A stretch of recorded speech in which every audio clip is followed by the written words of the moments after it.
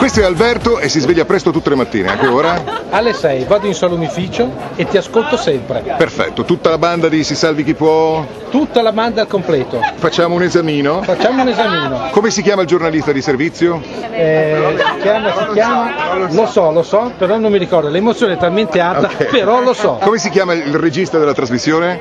So anche quello, però sono troppo emozionato, non mi ricordo i nomi, però vi conosco tutti. Grazie Alberto. Ciao. Ciao. Ci sentiamo in macchina.